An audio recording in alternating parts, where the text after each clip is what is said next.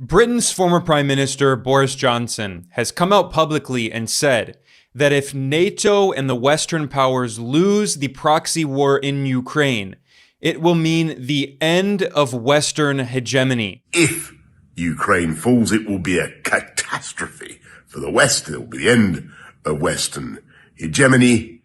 Boris Johnson wrote this in a column at the Daily Mail, which is a right-wing tabloid in the UK. Of course, for people who don't know, Boris Johnson was the former Prime Minister of the UK. He was also the mayor of the City of London, and he was the head of the Conservative Party. And he has a column at the Daily Mail in which he constantly condemns Western boogeymen like China and Russia and demands more military support for Ukraine. And in this column that was published on the 12th of April, Boris Johnson wrote that if Ukraine falls, quote, it will be a total humiliation for the West. He made it clear that this is not just a war between Ukraine and Russia. It's a proxy war between the West and Russia, NATO and Russia. And he said that if Ukraine loses, it will be a massive loss to NATO as a whole, saying it will be the first time in the 75 years of NATO's existence that this hitherto successful alliance has been utterly routed. And again, this is an acknowledgement that this is a proxy war, which many people in the West have denied. Well, he's saying it very openly. And then Boris Johnson wrote, this is the money quote in the article, if Ukraine loses, quote, it will be a turning point in history, the moment when the West finally loses its post-war hegemony. And he warned that this could also be a message to China, and that's why he's been threatening a war over Taiwan in addition to the war in Ukraine. Boris Johnson also published a video that accompanied this article. And in that video, he said the same thing. If the West loses in Ukraine, it will be the end of Western hegemony. Here's that clip. Why the hell are we being so slow in giving those heroic Ukrainians the weapons they so desperately need? Because if Ukraine falls, it will be a catastrophe for the West. It will be the end of Western hegemony, and we will have no one to blame but ourselves. Read my column. This is quite ironic in several ways because, first of all, many Western pundits and politicians have said for years that it's Russian propaganda to say that the war in Ukraine is a proxy war. This is a war by evil cartoon villain Vladimir Putin, who just hates Ukrainians and invaded because he's evil and just wants to kill people. That's the Western narrative. And those of us who have pointed out for years that NATO bears significant responsibility for causing this war, for expanding up to Russia's borders, for repeatedly ignoring requests by Russia to give written security guarantees, this very aggressive campaign led by the US to surround Russia militarily and threaten Russia backfired and led to this horrific war in which large numbers of Ukrainians are dying, and the West is continuing to fuel this proxy war. And meanwhile, here you have Boris Johnson coming out publicly and saying, well, this is actually a war to save Western hegemony. This also explains why Boris Johnson did everything he could to prevent peace and to kill peace talks between Russia and Ukraine back when he was prime minister and since he left office. In fact, the Ukrainian media has reported that Boris Johnson played a key role in pressuring Ukraine to oppose any peace talks with Russia. This was reported by Ukrainska Pravda, which is one of the main newspapers in Ukraine. It is vehemently anti-Russian. It is not pro-Russian in any way. It is essentially a state media outlet in Ukraine. Since the war began, it has simply just regurgitated everything that the Ukrainian government says. And back in May of 2022, it published a very interesting article titled "Possibility of Talks Between Zelensky and Putin Came to a Halt After Johnson's Visit." It noted that in early 2022, just a few weeks after the Russian invasion, Russia wanted to sign a peace deal, and Russian President Putin wanted to meet with Zelensky in order to have this peace deal. However, the article reveals, again, this is in a major Ukrainian newspaper, that British Prime Minister Boris Johnson traveled to Kiev almost without warning, and he brought two simple messages. One, The West said that Putin is a war criminal and should be pressured, not negotiated with. So the West opposed Ukraine signing a peace deal. And number two, even if Ukraine is ready to sign some agreements on guarantees with Putin, they are not. This article pointed out that the collective West now felt that Putin was not really as powerful as they had previously imagined, and this was a chance to press him. So the West did not want a peace deal. Boris Johnson was acting on behalf of the West, of course, led by the United States, and the British government never does anything very important internationally without approval from the US. And here we see very clearly that Boris Johnson was sent to kill any possibility of peace, to destroy the possibility of peace talks. And this article notes that 3 days after Boris Johnson left Kiev, Putin went public and said talks with Ukraine, quote, had turned into a dead end. And that was not the only report. There was a similar report published in 2023, also in the Ukrainian newspaper Ukrainska Pravda, that is titled, Head of Ukraine's Leading Party Claims Russia Proposed Peace in Exchange for Neutrality. This article in English, it mentions a Ukrainian language interview that was done by David Arakhamia, who is the leader of the Servant of the People faction, that is the political party of Ukraine's Western-backed leader, Volodymyr Zelensky. And he said that in 2022, when Ukraine met with Russia, and there were peace talks, first that were held in Turkey, and then were held in Belarus, he revealed, this is a close ally of Zelensky, he revealed that the Russian delegation promised Kiev peace in exchange for refusing to join NATO. And this report revealed that at a meeting with an African delegation, Vladimir Putin showed a ready-made draft peace agreement with Ukraine that had been agreed to previously during the negotiations with Ukraine in Turkey and in Belarus. And then in response to this, the top Ukrainian official, Arakhamia, said, speaking of Russia, quote, they really hoped almost to the last moment that they would force us to sign such an agreement so that we would take neutrality. It was the most important thing for them, for Russia, that is. He said Russia was prepared to end the war if we agreed to, as Finland once did, neutrality and committed that we would not join NATO. However, he pointed out that when the Ukrainian delegation returned from the peace talks in Istanbul, Boris Johnson came to Kiev and said that we would not sign anything with them at all, and instead, let's fight. So here we have another piece of evidence from a top Ukrainian official acknowledging that Boris Johnson and his Western allies opposed any peace talks and wanted the war to continue. And Boris Johnson said it publicly in his article in the Daily Mail. The reason for this is the West wants to maintain its imperial hegemony. And Boris Johnson is by no means the only Western official who is concerned about the decline of Western hegemony. In fact, I recently did a report, which I will link to in the description below, in which I looked at the comments that were made by the EU's foreign policy chief, Josep Borrell, and he acknowledged in an article that Western dominance has ended.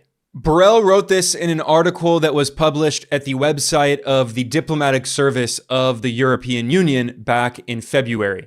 Borrell revealed that the European Union is very concerned about how its relations with the Global South have been worsening over time, and he said that the EU must do whatever it can to prevent geopolitical tensions from evolving in the direction of the West against the rest. And he said, because if this happens, quote, Europe's future risks to be bleak.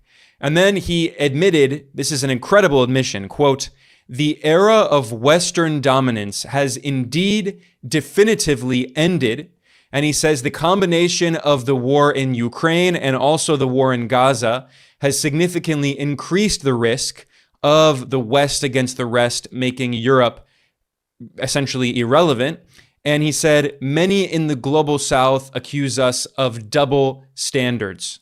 This is also deeply ironic coming from Josep Borrell, because back in 2022, when this new phase of the war in Ukraine started, he gave this incredibly racist speech in which Borrell warned that the West is the beautiful garden, but it's being taken over by the barbaric jungle of the countries outside of the West in the global South. And he later gave a half-hearted apology, saying that he regretted saying garden and jungle because it's obviously very racist, but he actually still did not apologize for the comments that he made. So it wasn't actually a heartfelt apology. And it shows the double standards of these Western officials who admit that Western hegemony is in decline, but they cannot give up their hegemonic mentality, this neo-colonial worldview that they have, where the West is the enlightened garden and everyone else is in the barbaric jungle, and the West has to civilize the world by waging war and recolonizing them. The war in Ukraine has really been a wake-up call for the West on many fronts.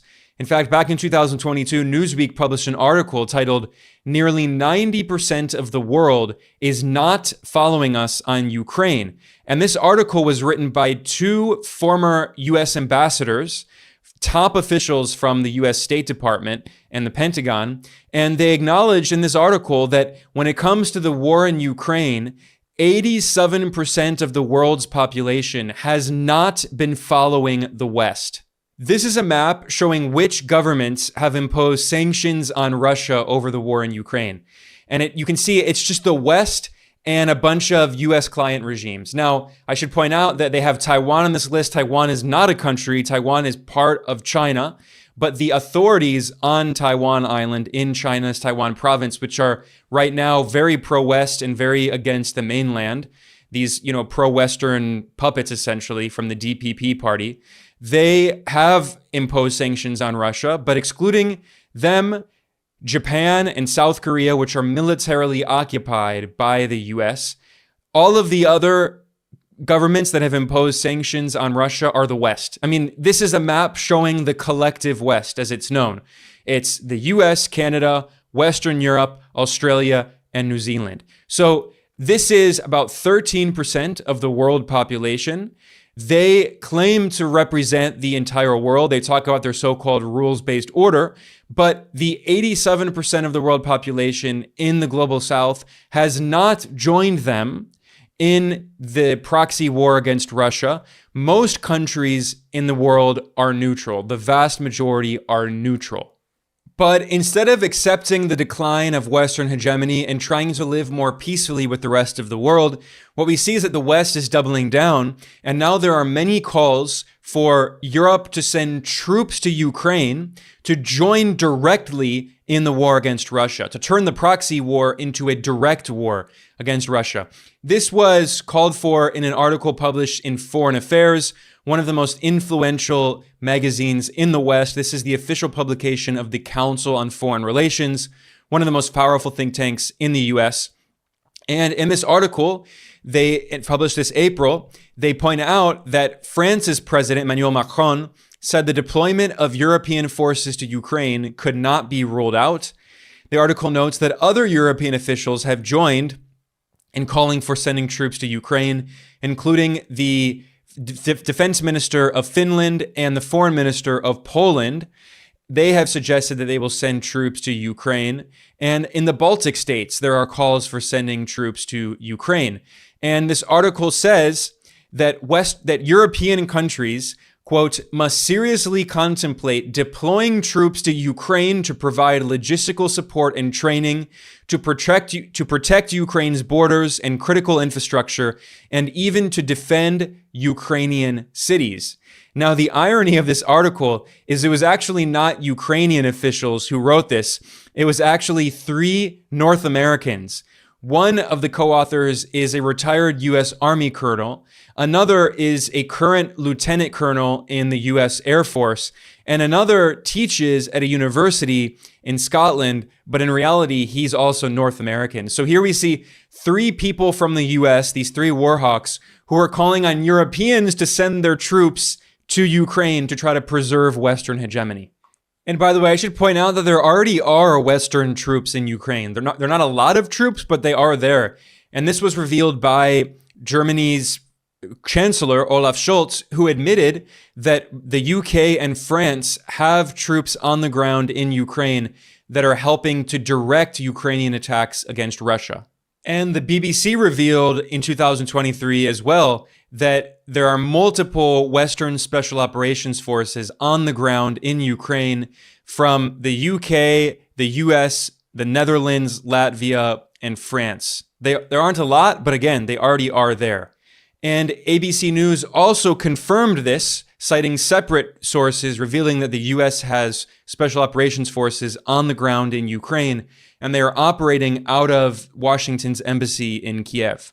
And meanwhile, as Western militaries get more and more directly involved in this proxy war against Russia in Ukraine, in the words of Boris Johnson, to try to save Western hegemony, well, the US Congress has approved sending $61 billion in additional military aid to Ukraine, and they also approved military aid to Israel to help it carry out war crimes in Gaza and ethnically cleanse indigenous Palestinians. And it also includes military aid for separatists in China's Taiwan province, where the US is trying to start another war. So here we see how the US continues to oppose peace around the world, fueling more and more war with, again, tens of billions of dollars. And by the way, I should point out that it's estimated that in order to make higher education completely free with no tuition in the US, it's estimated that it would cost $58 billion in the first year it is implemented. And the US is sending $61 billion now, in addition to the previous aid it's already sent to Ukraine to fuel this war, fighting to the last Ukrainian in order to weaken Russia. And the cheapest free college program in the US would cost around $28 billion the year it's first implemented, which is half of what the US is now sending Ukraine again to fuel this war to protect Western hegemony. So that really says what the priorities of Western governments are. It's not providing social programs, healthcare, education, infrastructure, investment, social services, better social security for retired people. No, that's not their priority. Their priority is waging these imperial wars in order to maintain their hegemony, to continue dominating the world and exploiting the global south, the labor and the resources of workers in the global south. On that note, I'm going to conclude here.